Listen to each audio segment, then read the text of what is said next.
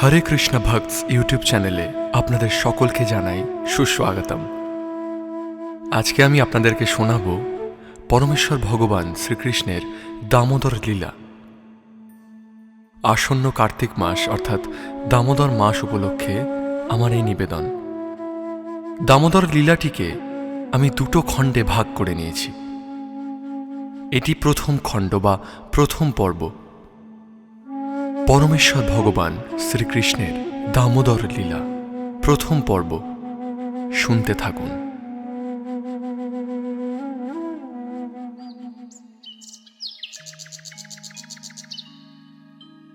বৃন্দাবনের বুকে আরও একটি মিষ্টি সকাল।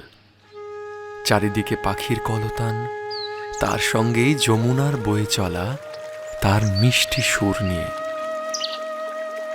এমনই এক সময় নন্দ মহারাজের বাড়িতে যখন বাকি দাসীরা নানান রকম গৃহকার্যে ব্যস্ত ছিলেন, তখন মা যশোদা নিজেই দধিমন্থন করছিলেন এবং সেই দধিমন্থনকালে তিনি শ্রীকৃষ্ণের অদ্ভুত মাধুর্যমণ্ডিত বাল্যলীলার নানান গান করছিলেন এবং এইভাবেই তার পুত্রকে স্মরণ করে গভীর আনন্দে মগ্ন হচ্ছিলেন।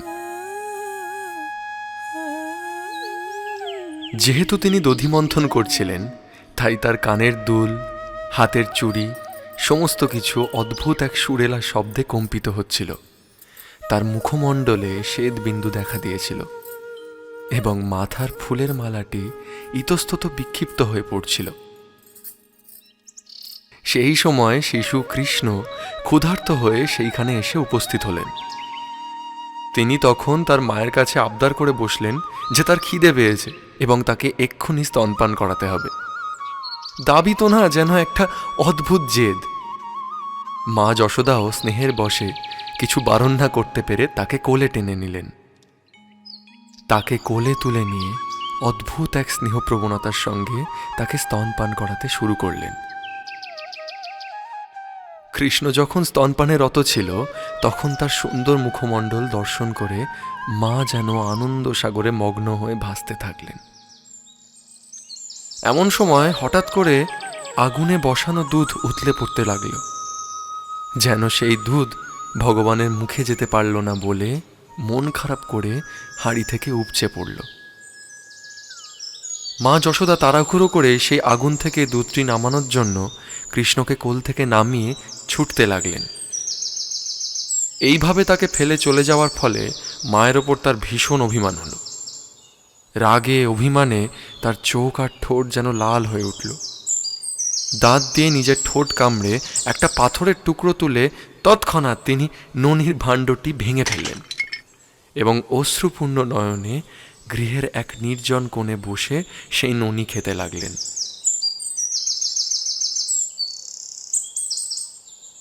ইতিমধ্যে দুধের পাত্রটি নামিয়ে রেখে মা যশোদা দধিমন্থন স্থানে ফিরে এলেন। যে পাত্রে তিনি ননি তুলে রাখছিলেন সেটিকে তিনি ভগ্ন অবস্থায় দেখলেন এবং তার শিশুপুত্রটিকে না দেখতে পেয়ে তিনি সঙ্গে সঙ্গে বুঝে গেলেন এটি একমাত্র তারই কর্ম। তিনি স্মিত হাস্যে ভাবতে লাগলেন, ছেলেটা খুব চালাক, পাত্রটা ভেঙে শাস্তি পাওয়ার ভয় এখান থেকে পালিয়েই গেছে। কিছুক্ষণ খোঁজার পর তিনি দেখতে পেলেন যে একটা উপুর করে রাখা উদুখলের ওপর কৃষ্ণ বসে আছেন এবং শিকায় ঝোলানো ননির পাত্র থেকে ননি নিয়ে সেগুলি বাঁদরদের খাওয়াচ্ছেন। তিনি দেখলেন যে তার কাছ থেকে এই দুষ্কৃত কর্মের জন্য শাস্তির ভয়ে কৃষ্ণ এদিক ওদিক তাকাচ্ছেন। তিনি কোনো আওয়াজ না করে পিছন থেকে ধীরে ধীরে তার দিকে এগোতে লাগলেন, কিন্তু কৃষ্ণ তাকে দেখে ফেললেন আর তৎক্ষণাৎ উদুখল থেকে লাফিয়ে পড়ে ভয়ে দৌড়ে পালিয়ে গেলেন। মা যশোদাও তাকে ধরবার জন্য তার পিছন পিছন ছুটতে লাগলেন।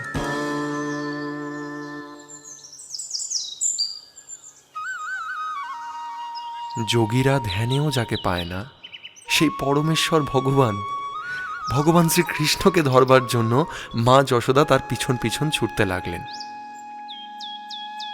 মা যশোদা দ্রুতগতিতে পলায়ন পর সেই শিশুটিকে প্রথমে ধরতে পারলেন না, কারণ তার ক্ষীণ কটিতট আর স্থূল শরীরের জন্য তিনি জোরে দৌড়াতেই পারতেন না। তবুও যতদূর সম্ভব দ্রুতগতিতে তিনি তার পশ্চাৎ ধাবন করার চেষ্টা করলেন। তার কেশপাশ তখন আলুলায়িত হয়ে পড়ছিল। এবং তার খোঁপার ফুল মাটিতে ঝরে পড়েছিল। ক্লান্ত হওয়া সত্ত্বেও অবশেষে তিনি তার দুষ্টু সন্তানটিকে ধরেই ফেললেন। মায়ের হাতে ধরা পড়ে কৃষ্ণ ভয়ে কাঁদো কাঁদো হয়ে উঠলেন। তার দুই হাত দিয়ে তিনি চোখের জল মুছতে লাগলেন এবং তার ফলে তার চোখের কাজল সারা মুখে একেবারে মাখামাখি হয়ে গেল। মাকে ছড়ি হাতে তার সামনে দাঁড়িয়ে থাকতে দেখে তিনি অত্যন্ত ভয় পেয়ে গেছিলেন। মা যশোদা তখন ভাবলেন যে শিশুটি অনর্থক ভয় পাচ্ছে। পুত্রের শুভাকাঙ্ক্ষী রূপে তিনি ভাবলেন যে তার শিশুটিকে এতটা ভয় দেখানো মনে হয় ঠিক হবে না, অথচ তাকে একটু দণ্ড না দিলেই নয়। তাই তিনি হাতের ছড়িটা ফেলে একটা দড়ি দিয়ে তাকে বেঁধে রাখতে মনস্থির করলেন। তিনি এটা জানতেনই না যে পরমেশ্বর ভগবানকে বাঁধা কারোর পক্ষেই সম্ভব নয়। মা যশোদা ভাবছিলেন যে কৃষ্ণ হচ্ছেন তার ছোট্ট শিশু পুত্র। তিনি জানতেন না যে তার এই শিশুটি আদি অন্তহীন, তার অন্তর বাহির কিছুই নেই। তিনি তো সর্বব্যাপক, তিনি অনন্ত, সর্বব্যাপ্ত, তিনি সমস্ত জগৎ স্বরূপ। তবুও মা যশোদা তাকে তার পুত্র বলে মনে করেছিলেন। যদিও তিনি সমস্ত ইন্দ্রিয়ের অগোচর, তিনি তাকে একজন সাধারণ বালকের মতো দড়ি দিয়ে উধুখলে বাঁধতে চেয়েছিলেন। কিন্তু যখন তিনি তাকে বাঁধতে গেলেন তখন দেখলেন যে সেই দড়িটি 2 আঙুল মতো ছোট পড়ছে। তিনি তৎক্ষণাৎ আরও একটি দড়ি এনে সেগুলির সঙ্গে জুড়ে আবারও বাঁধবার চেষ্টা করলেন, কিন্তু অদ্ভুতভাবে তখনও সেই দড়ি 2 আঙুল ছোটই পড়ল।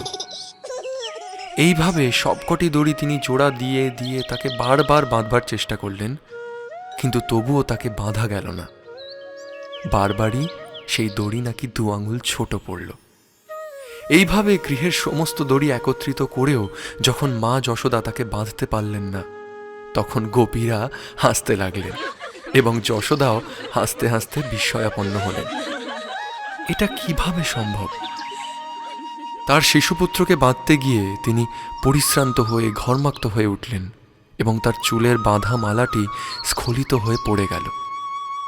তখন বালক কৃষ্ণ তার মাকে এতটা পরিশ্রান্তা দেখে কৃপাপূর্বক বন্ধনগ্রস্ত হতে রাজি হলেন। মা যশোদার কাছেও গৃহের একজন সাধারণ শিশুর মতোই কৃষ্ণ তার লীলা বিলাস করছিলেন। কেউই পরমেশ্বর ভগবানকে নিয়ন্ত্রণ করতে পারে না। শুদ্ধ ভক্ত ভগবানের চরণারবিন্দের নিজেকে সর্বতোভাবে সমর্পণ করেন।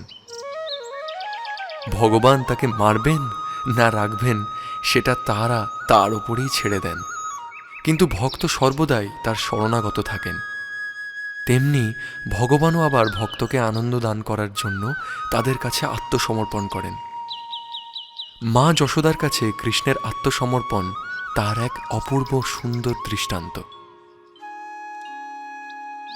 কৃষ্ণ তার ভক্তদের সব রকমের মুক্তি প্রদান করেন, কিন্তু মা যশোদার প্রতি তিনি যে অনুগ্রহ প্রকাশ করেছিলেন তা ব্রহ্মা, মহেশ্বর, এমনকি সর্বদা ভগবানের বক্ষবিলাসিনী লক্ষ্মী দেবীর পক্ষেও দুর্লভ। মা যশোদা তার ছেলেকে বেঁধে রেখে গৃহকার্যে আবার ব্যস্ত হলেন। সেই সময় উধুখলে বাঁধা শ্রীকৃষ্ণ বাড়ির সামনে 2টি অর্জুন বৃক্ষ দেখতে পেলেন। সমস্ত আনন্দের পরম উৎস পরমেশ্বর ভগবান শ্রীকৃষ্ণ তখন মনে মনে ভাবতে শুরু করলেন, মা তো প্রথমে আমাকে দুধ না খাইয়েই চলে গিয়েছিলেন, তাই আমিও ননির ভাণ্ড ভেঙে ফেলে সেগুলি বাঁদরকে খাইয়েছি, আর এখন আবার উনি আমাকে এই উদুখলে বেঁধে রেখেছেন, তাই আমি আগের থেকেও আরও বেশি দুষ্টমি করব। এই ভেবে তিনি মনস্থির করলেন সেই 2টি বিশাল অর্জুন বৃক্ষকে তিনি উপড়ে ফেলে দেবেন।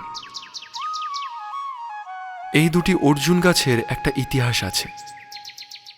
তাদের পূর্বজন্মে তারা ছিল নলকুবর এবং মণিগ্রীব। এরা দুজনেই কুবেরের পুত্র।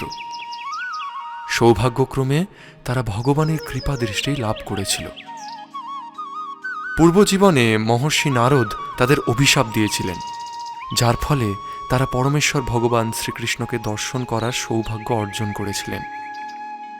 এই আশীর্বাদরূপী অভিশাপ তাদের দেওয়া হয়েছিল কারণ অত্যধিক মাত্রায় মদ্যপান করার ফলে তাদের স্মৃতিভ্রংশ হয়েছিল, তাদের অহংকার জন্মে গেছিল।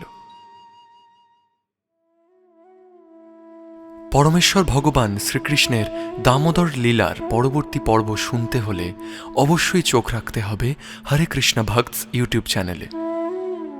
আমাদের সকলের একটাই লক্ষ্য হওয়া উচিত, নিজেদের ফেলে আসা শিকড় আবার খুঁজে পাওয়া, ভগবানের চরণারবিন্দে নিজেদেরকে সম্পূর্ণরূপে সমর্পণ করা।